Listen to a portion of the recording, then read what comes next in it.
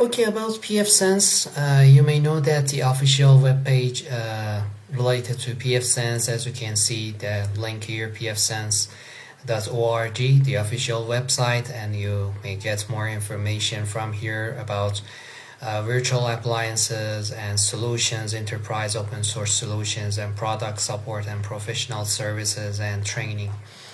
But what is important is that you should consider that you can protect your network with pfSense firewall and with, I should say that with different solutions that we have. As you can see here, we have cloud capabilities. It means that you can obviously install pfSense in your cloud if you're using Amazon AWS or Microsoft Azure. Obviously, as a virtual machine, you can install pfSense and have a sort of firewall configuration, VPN configuration, NAT configuration, and any type of capabilities related to security that pfSense can support in a virtualized environments, mostly on cloud. Or if you have a dedicated server and you install Hyper-V or Citrix Zen server or VMware ES6i, obviously you can install a virtual machine, okay, and have a configuration for network and firewall to be so that you can obviously configure pfSense as a router, to have NAT configuration, to have security configurations as a DHCP server, VPN service, and like that. But we have other options, as you can see here. Netgate pfSense security gateway appliances. As you can see here, we have different models for small office, branch office, and imagine that small businesses, okay, or for medium to large enterprise businesses, okay.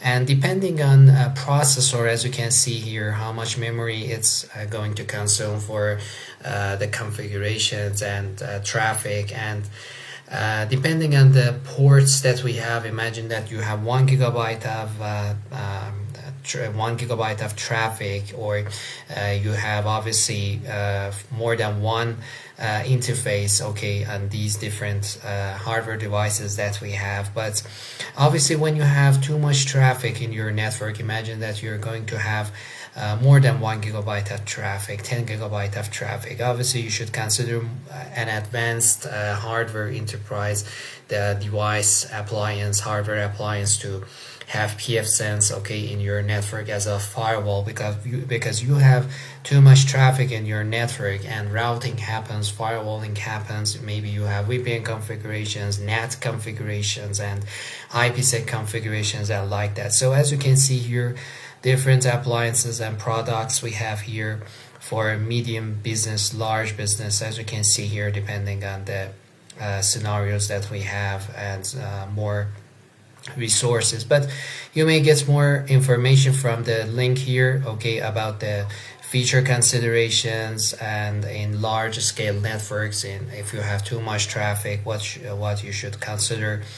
But for minimum requirements, obviously we can install it in a lab with just one virtual CPU, 1 gigabyte of memory, and test everything, okay.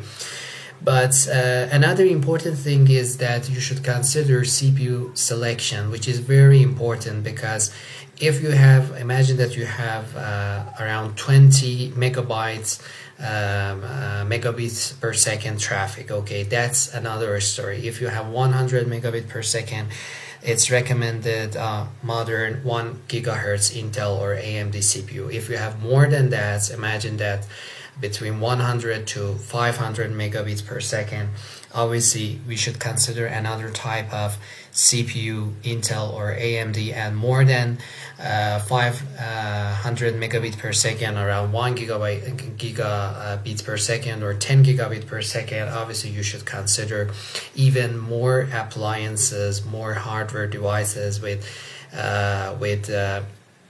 10 gigabit per second interfaces, which is very important to consider. Okay, you can check the URL link as you can see here.